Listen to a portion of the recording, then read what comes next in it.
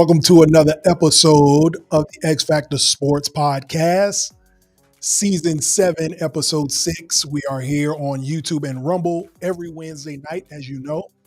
Also, if you ever want to just listen to the audio, you can always catch us on any platform that allows you to listen to podcasts. So your Apple Podcasts, your Spotifys, your iHeartRadios, we're everywhere. So be sure to like, share, subscribe, and follow where you like to listen or view podcasts. You can check us out. All right, we are deep into the podcast game. Like I said, Season 7. We got a great show for you tonight. We're going to dive into some NBA. We're going to talk about who we think the NBA MVP is right now. We're also going to talk college basketball. We got to get into our top 10 power rankings before March Madness starts next week. All right, so our final regular season NCAA tournament or NCAA men's basketball power rankings. And then we got to talk NFL. All right.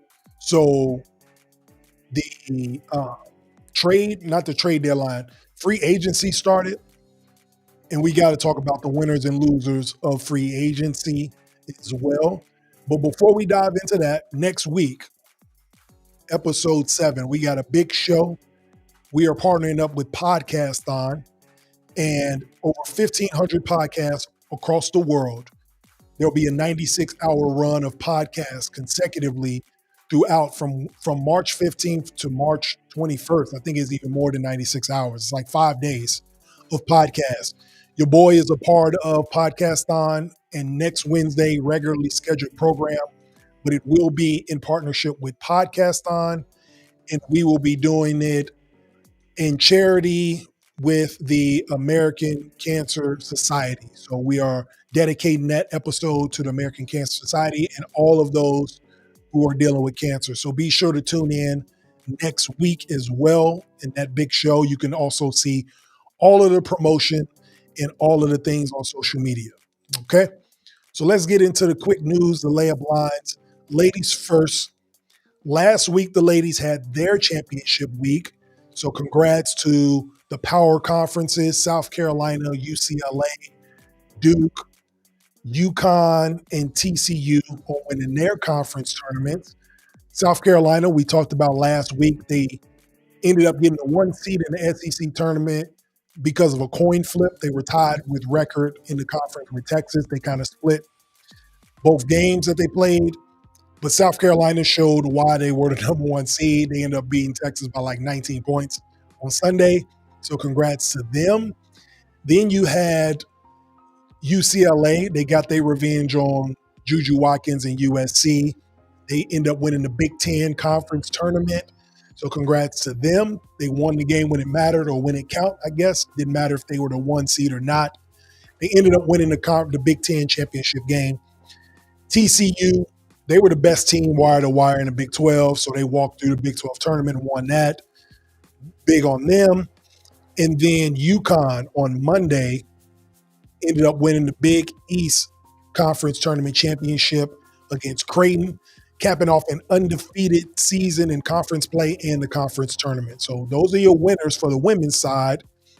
And then this week for the men's side, we have tournament week, championship week going on right now as we speak. And we're going to get into the top 10 power rankings later on in the show. So we'll talk about who ended up in the top 10 of our X-Factor power rankings before March Madness. The NBA, all right. Steph Curry. Let's show some love to Steph. He is 2 3-pointers away from scoring 12,000 NBA points from behind the three-point line. 4,000 threes made. All right. Unbelievable.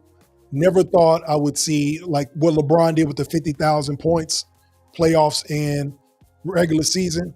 I never thought I would see an NBA player make 4,000 threes in a career. They got a game tomorrow night. I'm sure in the first quarter, he'll probably crack the 4,000 mark. All he needs is 2 of them. When Ray Allen retired, he was the all-time leading shooter in threes made.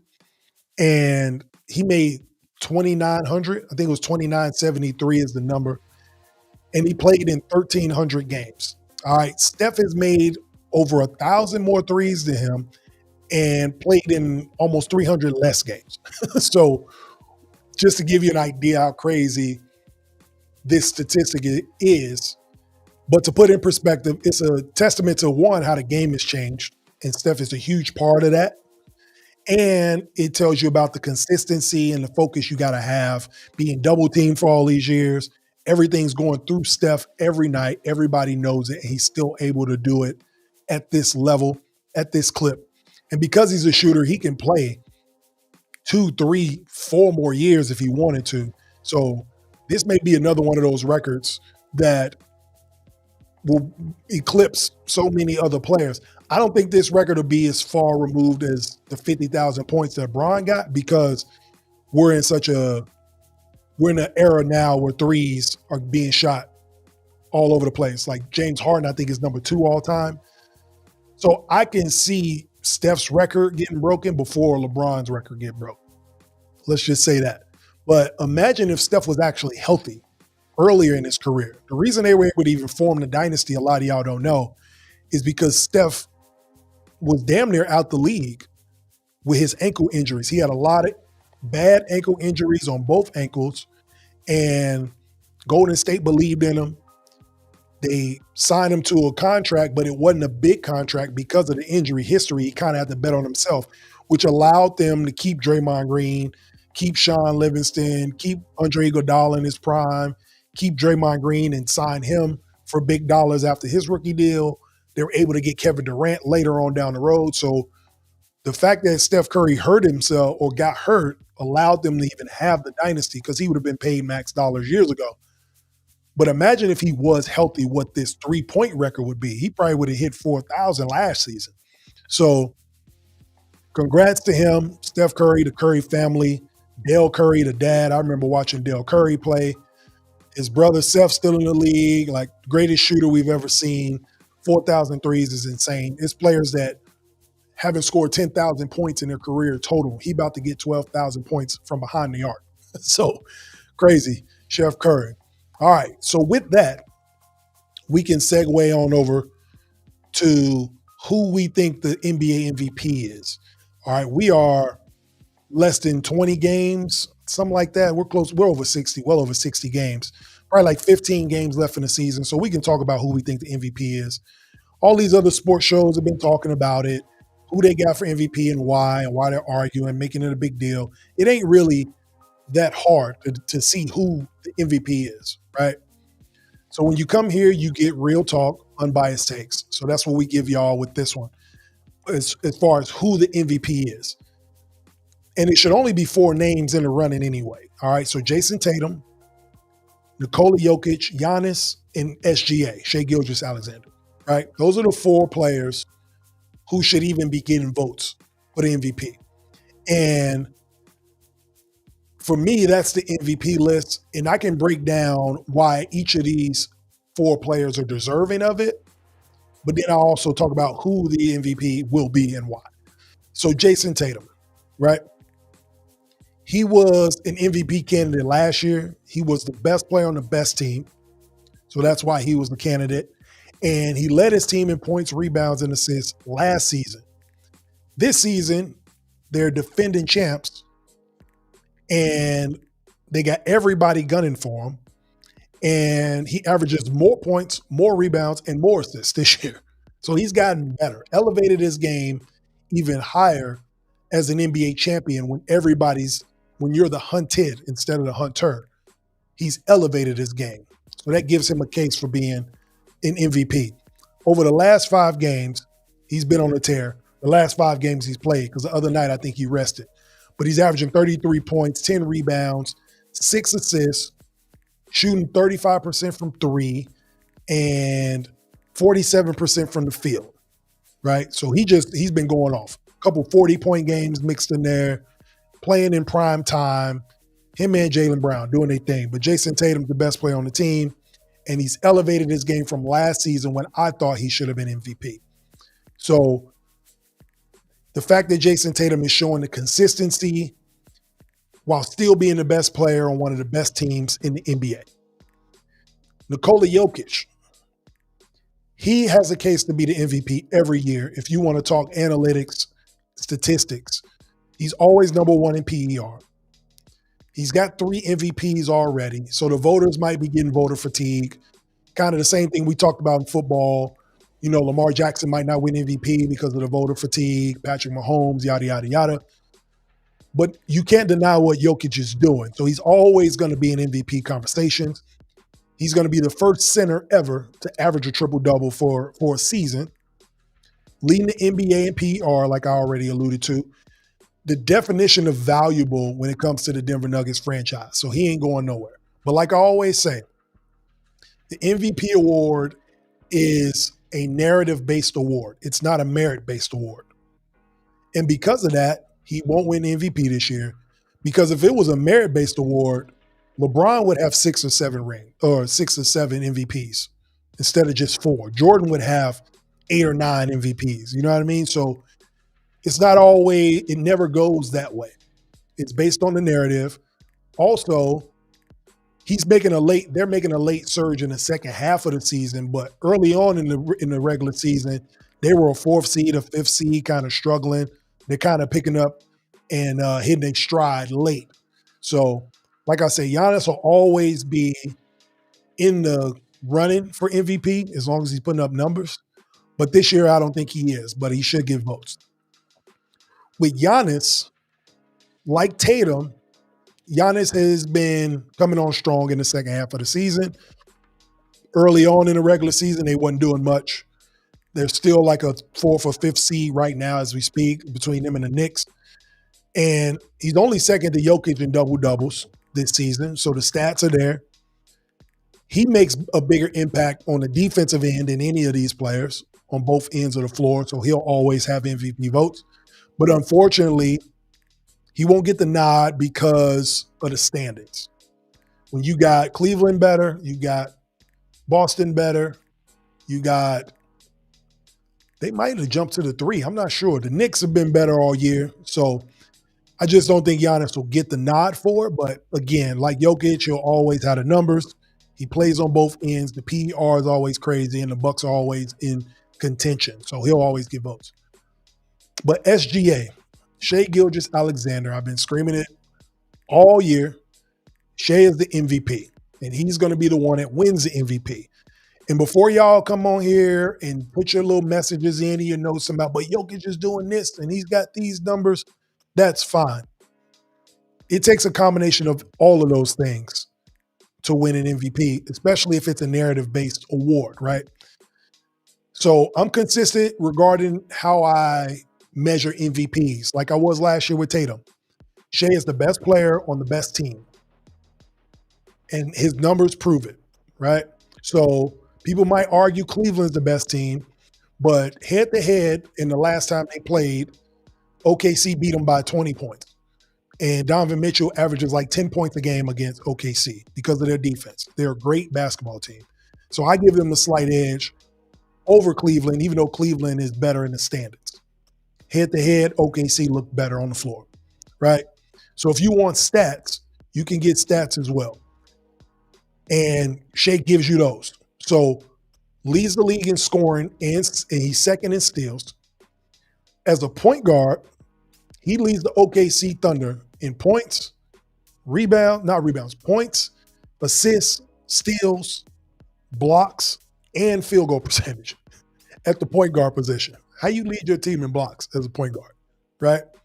So like Tatum, SGA, he's been on a tear for the last 5 games as well, if y'all ain't been watching. 38 points a game, 7 assists, almost 2 blocks a game as the point guard. And he's shooting 50, 40, 90. So for my fans that aren't really big into basketball, that don't know what 50, 40, 90 is, it's an efficiency stat. He's shooting over 50% from the field. I think he's shooting like 54% from the field. He's shooting over 40% from 3, and he's shooting over 90% from the free throw line. And out of those last 5 games, I think 4 of those games, he shot 100% from the free throw line. So he's giving you defense. The team is good. They're winning games. You get the efficiency from them. You get 40-90. You get defense. You get everything you want out of a player on both ends. and they're the best team in the Western Conference. And OKC is a top 5 offense, and they're the number 1 defense, and they're number 1 in point differential. So he checks that box, right? He checks the stats box, right? Team is good. So it's just not one thing with this guy. It's a combination of things. And so to put things into perspective, the Auburn men's basketball team, the average age of that team is 23 years old. The OKC Thunder average age is 24.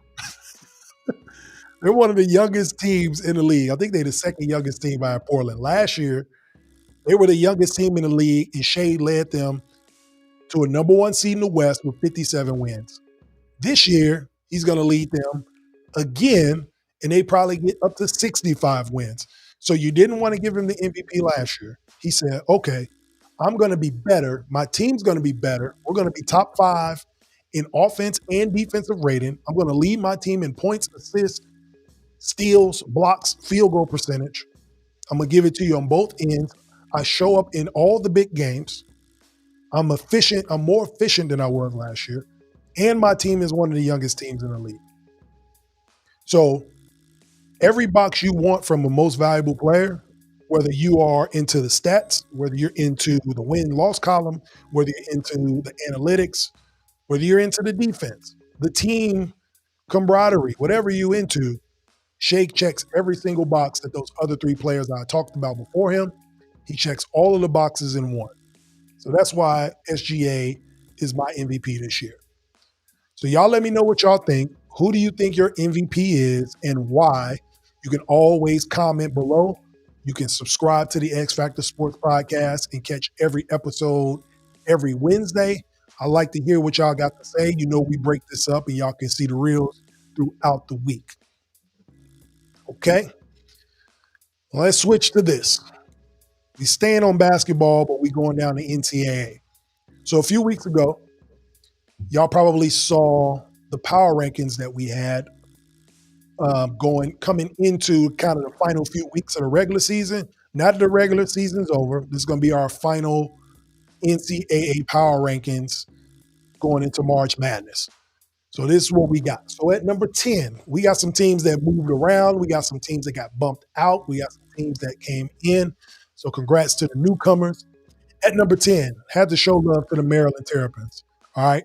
They won 7 of their last 8 games coming into the postseason, finished number 2 in the Big Ten standings, and they were predicted to be 14th at the beginning of the season. The Big Ten is a huge conference, and Maryland was picked to be at the bottom of the conference. I think it's like 18 teams in the Big Ten, and Maryland was picked 14th. They ended up being second. So you got to show love for them. They earned their spot into the power rankings, literally played their way into it. At number 9, we got Texas Tech. All right. Red Raiders, the only team to beat Houston in conference play this year. You got to show love to that. They also finished second in the Big 12 in a conference where KU was projected to win the conference and be number 1. I don't even know. Do they still play basketball over there? I don't know. Y'all let me know. But Texas Tech is number 2. And then they was preseason predicted to be 6th in the league. So shout out to them. Top 10 resume, and they got 24 wins going into the postseason. At number 8, Michigan State. Michigan State Spartans, winners of the Big Ten. They always play a tough schedule. If you got Tom Izzo as your coach, you're going to play a tough non-conference schedule. And he just sharpens them up for the conference play and for this time of year. And I think they coming in on a high, winning the Big Ten. So congrats to them. They got 11 quality wins. And then in the beginning of February, literally February 1st, they lost back-to-back games. Since then, they've won 8 out of their last 9 games and 4 in a row against ranked conference rivals. So you got to show love to Michigan State. I think they were number 10 in the last power ranking. They move up to 8. Number 7, Tennessee Volunteers. They had a big win over Bama, which we picked in the Bet That segment 2 episodes ago, and they won on a game-winning shot. So hopefully you got your bets in and you picked Tennessee to win that game. So they're at number 7. They had a bad hangover, though. Bad hangover loss against Ole Miss. So the SEC is a juggernaut of a conference. You got to respect it. Every night you get a tough game. So they kind of have to fight through getting through all these big time conference games. And with 12 quality wins with that SEC schedule, they get the number 7 spot. They don't score enough points for me, though. I mean, you score 74 points per game in this era of college basketball. I played at a small college, and we were scoring 70-some points a game. So, but we could defend as well. This team scoring 74 points per game, and then they're ranked 95th in the country in rebounding. I don't know what that's going to do for them in the tournament, but as far as the regular season goes, they belong in the power rankings based on their strength of schedule. Number 6, St. John's Red Storm. I love this team. I love Rick Pitino. I'm a huge Rick Pitino fan, always have been. Watched him from afar. Obviously, I'm a Duke fan, so I'm a Coach K guy. So I respect coaching, good coaching when I see it. Rick Pitino's always been a good coach. And St. John's wins the Big East outright. So y'all have heard me talk about St. John's for the last few weeks for good reason. Only lost 2 conference games.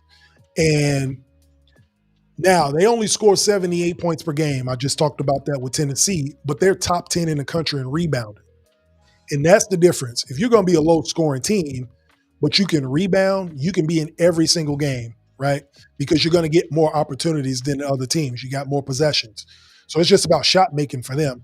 As long as they continue to rebound, they will always be in big games, and that's why they won the league, because they're a tough defensive team that rebounds. You always need that in basketball. And not the strongest strength of schedule, but they play hard and they'll be in every game. So I got them at 6. Number 5, we got Bama at number 5. All right. They had a roller coaster of the last couple of weeks of the conference. If y'all looked at their schedule, huge win against Auburn in overtime, the game winner, right in front of their crowd. My man hit the floater, crossed his arms in front of the camera, looked real tough. That's going to be a dope photo, I'm sure. But they won that game at Auburn. They got their lick back because Auburn beat them in Bama. Ended the season playing 6 games in a row against ranked opponents in their conference. That's how crazy the SEC is. They went 3-3. Like I said, they got their lick back against Auburn, so they straight there. The reason I got them at number 5, though, they got the number 1 strength of schedule in the country. They beat the number 1 team in the nation on the road, and they got 14 quality wins. So you got to show respect to Alabama, which is crazy. We talking during basketball season. We're actually talking about Auburn and Alabama in March. Never thought I'd see that. And then at number 4, Florida. So Florida has always been a pretty decent basketball school, but they have turned the tide this season. One of the best teams in the country. Finished number 2 in the SEC regular season after being predicted to finish 6th, right? That's why you can't trust these preseason things. That's why we play the games, right? Won 9 out of their last 10 games. Coming into the SEC tournament, they also beat Auburn too. So they're one of them teams that got a piece of Auburn as well. And won 9 out of their last 10 games. They beat Auburn, Mississippi State, Texas A&M, and Alabama along the way. So if we're doing a power rankings, if Florida ain't in your top 5 power rankings after beating those teams, you ain't watching these games, man, or you don't understand what's happening. So Florida is doing their thing. They're peaking at the right time. You can beat ranked teams like that. What that does for a team's confidence, especially a college team, they start believing in their coach. Everything your coach is telling you in practice, all these drills you got to run, and you start seeing it come to fruition in big games against ranked teams. You get real confident coming into the tournament. So shout out to Florida for that. And then at number 3, Auburn fell back. So if you saw the last power rankings, Auburn was number 1. You couldn't deny it. The strength of schedule, the wins they had up to that point, they were number 1. But they fell back a couple times. They dropped 2 in a row, lost to A&M, lost to Bama. And I just talked about Florida possibly peaking at the right time. Is this Auburn Tiger team, have they peaked already? Have we seen them play their best basketball? Now, Bruce Pearl is a good coach, but when you get into a one and done type situation, which is what March Madness is, you got to be peaking at the right time. One bad game, one bad shooting night, you done. The best team doesn't always win the national championship. All it takes is one bad night and somebody can get you. I'm afraid Auburn probably peaked already, and they might have peaked early. But we'll see. I could be wrong, but just watching the games and seeing kind of this slippage the last couple of weeks, maybe they just ready to get into the tournament. This week in the SEC tournament will tell me a lot about this Auburn team, if they've peaked already or if they actually could refocus after that loss to Alabama at home and then get back to it and go strong in the conference tournament or in the March Madness national tournament. All right. So still can't deny 18 quality wins, a SEC regular season title. This might be the best Auburn team we've ever seen, right? I don't know if Charles Barkley's Auburn team was this good back in the day. Might be the best team we've ever seen. Even when Walker Kessler and them was on the team a few years ago, they weren't as good as this team. And the losses are probably going to cost them the number one overall seed unless Houston and Duke lose early in the ACC tournament and Auburn wins the SEC tournament, because they're going to get a lot of love if they win that tournament. Just too many ranked teams, too many good teams in the SEC. But the way it look right now, losing those back-to-back games probably knocked them out of the number one overall seed. So I got them at 3 in the power ranking. At number 2, we got Houston. Houston has been nipping at the heels of the number one spot all season long. Big 12 champs. Told y'all they came up in the Big 12 and just took it over last 2 years. And only one loss, which was Texas Tech, we talked about earlier, and they made the rankings as well. Houston has one Big 12 loss, and they're a tough team. They play bigger than they are, and they got some shot makers on that team. Well, I was watching the game the other day. I can't remember who they played, but I think it was KU. I think it was in Lawrence. They got dudes that just make shots. When they need a bucket, they have somebody they can go to, which is the ingredients for winning a national championship. You need great guard play, you need defense, and you need shot makers. Simple as that. You need somebody to control the game, take care of the pace of the game. They got senior guard play. They got bigs that have been there since COVID. And they got a good mixture of youth and experience. They got some shot makers at the wing position and at the guard position. I like this Houston team. I'm glad that they will be a number one seed because they won't be in the same region as Duke. So if Duke see them, it's going to be in an Elite Eight or Final Four, in a Final Four because they're one seed. So I'm happy for that. At number 1, the Duke Blue Devils. They finally get here. Took them to the end of the season to get here, but they got here at the right time. Number 1 team in the country in all the polls, not just the X-Factor Power Rankings. All right. They got the Player of the Year in Cooper Flagg. Jon Scheyer should have won Coach of the Year in the ACC. I'm not just saying it because I'm a Duke fan, but they dominated the ACC. I get Louisville played well and they surprised everybody. But do we give Coach of the Years to teams that surprise people or to the teams where the coaches dominate? So we got to figure that out. All right. Just to kind of crystallize Jon Scheyer's dominance, this is his 3rd year coaching at Duke. He has the most wins in ACC history in his first 3 seasons as coach.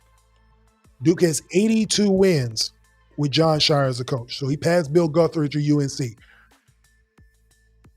18, 19, and 1 in ACC play. I know people going to say, yeah, but it's the ACC. They was down this year. It don't matter. If he would have lost 5 games, y'all be talking about Duke was trash. He did what he's supposed to do. Went undefeated in conference play at home for the last 2 years. They haven't lost a game in Cameron Indoor Stadium in 2 years. Right? So you got to show them love there. Now, the strength of schedule is going to be a big question because, again, the ACC is down. Right? I'm not going to be biased about it. It is what it is. But they do score 83 points a game and they only give up 61 points a game. So there's something to be said about that. Basically, what I'm saying is they beat the teams they're supposed to beat, and they beat them handily, right? The one thing about winning games, especially in college, the one thing about winning basketball games is this. You learn how to win games, right? Everybody is coming for you. Everybody wants to get that win on you, and you figure out how to win them. So it doesn't matter if you're playing in a conference that ain't that great this year. Just ask Mark Few and Gonzaga. All right, all those years in the WCC, everybody said Gonzaga don't play anybody, and then you see Gonzaga making it to an Elite Eight, a Final Four, because they learned how to win games. You still got to go out and play. And so, am I concerned about Duke in the tournament? Yes. If they run into like an SEC team, a big athletic team that could push them around, that may be a problem. But anybody they play against that is evenly matched, I got Duke winning handily, right? Because they know how to win games. They execute their offense, they play defense, and it's so hard to get young players to play defense, and John Shire just has a knack for doing it. So that's why they're the number one seed. That's why they are the number one team in the country, and I think they're peaking at the right time. Huge win against Carolina. I think they might be playing basketball too. I'm not sure. I think they tried to play basketball this year, but I don't know. But anyway, so all credit to Duke and to the top 10 on the rankings. I'm going to run them down again for my listeners. You got Maryland at 10, Texas Tech at 9, Michigan State Spartans at 8, Tennessee at 7, St. John 6, Bama 5, Florida Gators at 4, Auburn at 3, the Houston Cougars at 2, and the Duke Blue Devils are the number one team on the X-Factor Sports Power Rankings. Let me know what y'all think about the list. If some numbers or some teams need to be moved, who needs to be out, who needs to be in. Y'all let me know what y'all think. I thought about putting Wisconsin in again, but then I saw what Maryland did and where they came from. I had to show them love. Missouri had to go out. It seemed like as soon as I put Missouri in the power rankings, they got beat a couple times, so they had to go. But let me know what y'all think. Again, the X-Factor Sports Podcast is on YouTube and Rumble every Wednesday, and then all of the audio platforms you can catch us as well. Okay? Let's switch over to this now. We got y'all all basketballed out, so we're going to talk about some football. Free agency. Have y'all been paying attention to free agency? Okay? A lot of money going out there, which I'm glad for. These players, as hard as they play, all of the injuries, everything they got to deal with to play, they deserve their money. Hopefully they get all guaranteed money soon, but we're going to talk about free agency. So we're going to talk about winners and losers in free agency so far, right? Because free agency just opened up this week. And we're going to talk about teams and players who are winning and losing in this free agency at the moment. For my winners, we're going to start with the Chicago Bears. All right. They've been winning the offseason the last 3 years. My boy Coop, he texted me the other day, was like, man, the Bears look like they putting together a Super Bowl team and da-da-da-da. Super biased, but it's all good.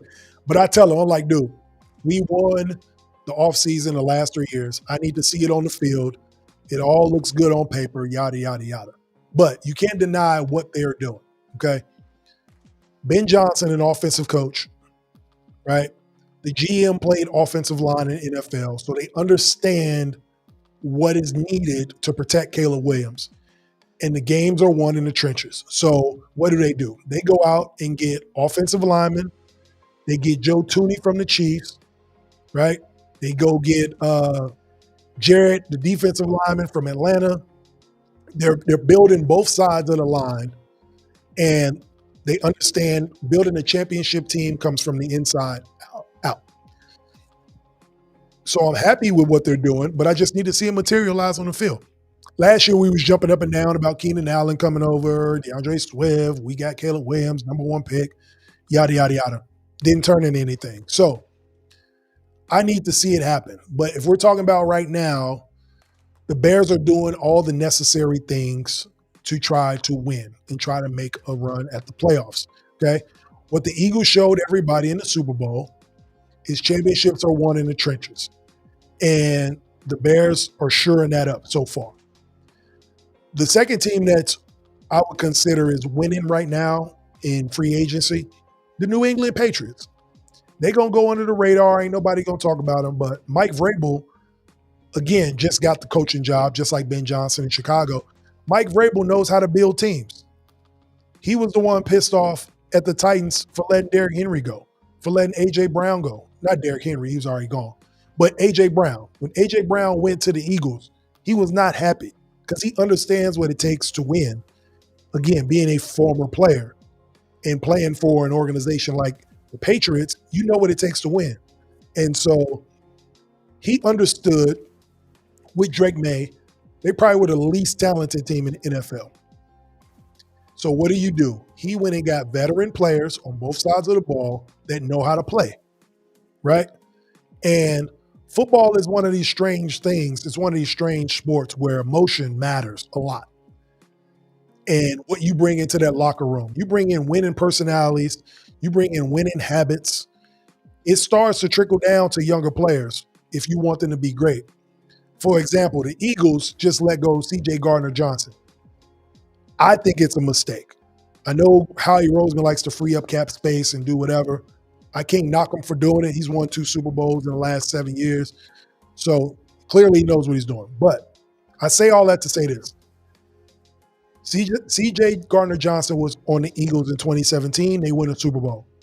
He left to go to Detroit, get some money. The Eagles defense got worse, and he made Detroit's defense good. From his play, from his mentality, he brought some of that championship DNA into Detroit's locker room. He leaves Detroit's locker room, comes back to the Eagles. The Eagles win a Super Bowl. They're the number 1 defense. Now, I'm not saying he's the only reason, but when you look at that timeline, he's involved in all of it. He's intertwined in all of the timeline, and they just let him go again. So what I'm saying is Mike Vrabel understands that as well. He's been in locker rooms. He understands what it takes to win. Vrabel, all these other guys, Vince Wilfork, all these guys were veterans to a young Tom Brady in bringing him up and teaching him how to win, have winning habits. So I think that's what the Patriots are doing. They're bringing in guys that have won, that have been at other organizations, and trying to build up the standard back in New England. Then the third team that is winning right now, the LA Rams. All right, so they already won by re-signing Matt Stafford, right? Because if you let Matt Stafford go, ain't no telling that train is off the tracks. Because who the hell you going to have throwing the ball to Puka Nacua and those dudes, right? So not only did they re-sign Matt Stafford, they lose Cooper Kupp, but I personally think they upgraded. They get an amazing route runner, a healthier Devontae Adams to pair with Puka Nacua. So you swap out Cooper Kupp for Devontae Adams, a healthy Devontae Adams, and he's from California, so he comes back home. He's going to be happy to play with a great quarterback. He can say in his career, I got to play with Aaron Rodgers and Matthew Stafford, right? So I'm happy for him. I always liked Devontae Adams. I hated him because he played for the green team up north, but I respect him. So I'm glad he played in L.A. and actually with a good team. I don't know why. These last few years, I don't know what he's been doing. He was tweaking, went to play with his boy Derek Carr in Vegas. Shouldn't have did that. Then he went to the Jets to play in that disaster. Shouldn't have did that. So hopefully this is a good move for him and he's back on track. But they get Devontae Adams because he got cut from the Jets. So the Rams don't lose any draft picks. And they get to keep that young, good defensive line who basically played the Eagles to a standstill until the fourth quarter, until midway through the fourth quarter. So they're good enough. And you essentially all you did was replace Cooper Kupp with Devontae Adams. I think it's an upgrade. Now the losers in this free agency, the Pittsburgh Steelers, man. Listen, for all these years Mike Tomlin been coaching, he still has not figured out offense. How? If you don't know offense, find somebody that does, right? He has not been able to figure out this quarterback situation since Big Ben retired. All right. I personally think Russell Wilson played good enough, right? Put something around him, but I think he played good enough to be your quarterback next year. It's rumors out there that Aaron Rodgers may go to the Steelers, which for my Steelers fan friends, yikes. Right? Again, you're getting an even older Aaron Rodgers, right? Who's coming off an Achilles tear. So that little flash last season or the last like 3-4 games that he gave y'all, that sample size, he ain't going to want to come to training camp. So Mike Tomlin going to have to do what Mike Tomlin does. The standard is the standard. He's going to have to do all that on Aaron Rodgers if he comes to Pittsburgh. I personally think they should keep Russ. But I say they're losers because of this. They can't figure out this quarterback thing. Justin Fields, congratulations. Got a big contract. He's over with the Jets. I think I saw a video of him. Me and Miss D saw a video of him yesterday. Partying in Dubai, got his contract. I'm happy for Justin Fields for sure. He'll always be a bear in my eyes. But the Steelers, what are you doing? If you get Aaron Rodgers, yes, they got DK Metcalf. But now, if they don't play the way Aaron Rodgers or Russ wants to play, then you got to deal with that headache and George Pickens. So I don't know what it is that they're trying to do in the offseason, but it never looks good on the offensive side. The Dallas Cowboys. I was serious when I said this last season. What the hell are they doing? Jerry Jones. It's seriously time for somebody to move him out the way, right? He may be getting a little too old to run this franchise because everything he does is too late. He's a year behind everything. CeeDee Lamb contract, that contract. Now Michael Parsons contract. And he don't have no wiggle room for free agency because he's always behind the 8 ball every year. So he might be getting a little too old. I mean, this wait and see attitude is not helping him at all. So Myles Garrett signs this big contract, right? Highest paid defensive player ever. What do you think Michael Parsons is going to want? And all of this could have been avoided if you would have just did the deal last year. But you couldn't do the deal last year. Why? Because you had to worry about Dak's contract and CeeDee Lamb's contract. And there's nobody, it's almost like his kids and everybody around him is afraid to tell him this, or they just don't know. But how can you run this franchise for this many years? You ain't been to a conference championship in 3 decades. And not have people around you to figure this out. So this is going to be another wasted year of free agency because they got to worry about Michael Parsons' contract. And if you got that looming over your head, you don't know how much cap space you have to even get players. Cincinnati is damn near in the same boat. I don't know why they didn't get the Jamar Chase thing done a year ago. I don't know why they didn't get the T. Higgins thing done a year ago. They had to franchise tag him again. They're allowing Trey Hendrickson, the leader in sacks, to go out and seek a trade. A lot of people probably don't know this. They had to give up the naming rights of the stadium to have enough money to pay Joe Burrow. So they're almost neck and neck with the Cowboys in terms of losers right now. I don't know what's going on with these organizations. I don't know who's running them. They're not running them well. And if you're a Cowboys fan, I would be pissed off. I would be trying to figure out if Jerry Jones can actually hire a competent GM to actually manage this team. Then last but not least, as far as losers, we stay in Texas, the Houston Texans, right? They're doing the opposite of what the Bears are doing. So I had to put them on the loser side of this. C.J. Stroud was pressured almost 40% of the time on dropbacks last season. So what did the Texans do? Oh, We got a left tackle that's been a Pro Bowler for the last 4 years. We're going to let him go. Like, are they going to get another left tackle that's better than Laramie Tunsil? Because if you're not, then what are we doing here? Tank Dell is injured. Stephon Diggs is injured. So you have nothing on the outside to take the pressure off of C.J. Stroud except Nico Collins. And then you let go of an all-pro, Pro Bowl left tackle after he's been getting pressured almost half the time he drops back. What's the plan here? So teams at this juncture that don't have a plan yet, maybe this will change next week, but as it sits right now, those are the teams that are winning and those are the teams that are losing. They just look like a franchise that's going in the opposite direction. C.J. Stroud had a great rookie season. Last year was The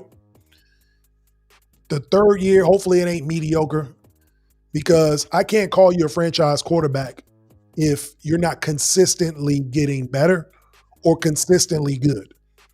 And it looks like he's regressing and it's not his fault. So I feel bad for C.J. Stroud. Hopefully the Texans can get that thing right. But again, those are our winners and losers so far as it stands in the NFL with these free agents. All right. Now, before we get up out of here, we always hit y'all with that 2-minute warning. I appreciate everybody for tuning in to the X-Factor Sportz Podcast. Now, as we get into spring, we got nice weather. Things are going on. Spring cleaning is about to happen. It's the same thing you can do with your mind, okay? It's okay to let go and move on. So what do I mean by that? Anytime things are happening in your life, right? Any type of situation, you do what you need to do to get out of the situation, handle it obviously in the correct manner. But once everything that you have been able to do in that situation is done, it's okay.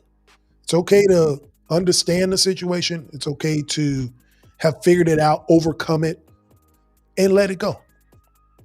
Right? We can't change what happened in the past. We can only learn from it and move forward. So it's okay to let things go and move on. Past relationships. It's okay to let those go and move on. Move on to something better. Right? It's okay to let go of old jobs and move on. Let it go. You're not there anymore. Okay? Any types of situations that you're in, any investments or any type of, like, you can't do anything about these things anymore.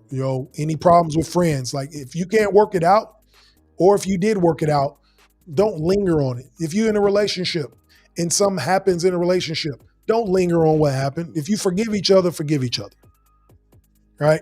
Or otherwise you'll be stuck in the past. You'll be stuck in that moment in time. You won't be able to move on. It's okay to let things go and move forward. Otherwise, you can't grow, all right? You're stunning your growth. If you continue to hold on to things, all you're doing is stunning your own growth. So I learned that a long time ago, that you have to let things go. Me and Miss D talk about it all the time. She asks me questions about my mentality and kind of how I operate, and I tell her that it's just being able to understand situations, whether it's my fault or not, assess them, know what that situation is for what it is, and move forward. Otherwise, I would not be able to grow. I'd still be Jay from college. I wouldn't be the man you see before you today. So you have to be able to figure these things out, and it's okay to let go and move on from them. I appreciate y'all tuning in to the X-Factor Sportz Podcast on YouTube and Rumble. Be sure to reach out or go to the X-Factor Sports store, hit the QR code at the bottom, get new gear. The t-shirts are coming because spring is coming. So season 8, you're going to see me in t-shirts. But we always got apparel for sale. I appreciate those who have bought the hoodies that came out. Shout out to little bro AJ, my boy Jason KT. She's always liking everything that is on TikTok. Kat and Greg, everybody, my boy Scotto out in Colorado. I appreciate everybody for purchasing the hoodies. We have more. Even Kendall, appreciate you for getting the hoodies, taking them out, letting everybody see them. On the back, we always got the yo, yo, yo. So you can scan that QR code and it takes you straight to our YouTube channel. I want to thank everybody. If you are interested, always DM, all sizes, colors. You can get any of them. All right. Remember, next week, we have a great episode with Podcast-On. Podcast-On is going on from March 15th to March 21st. All right. There's over 1,500 podcasts worldwide. But the X-Factor Sportz Podcast is going to squeeze its way in there a little bit on Wednesday the 19th. The show is going to be dedicated to the American Cancer Society, to all the people I know that are battling or have been battling with it, family members, extended family members, friends, everybody. The show is going to be dedicated to you along with us at X-Factor Sportz Podcast with Podcast-On. I thank y'all for tuning in tonight. Season 7, Episode 6 of the X-Factor Sportz Podcast. We are out of here. Peace.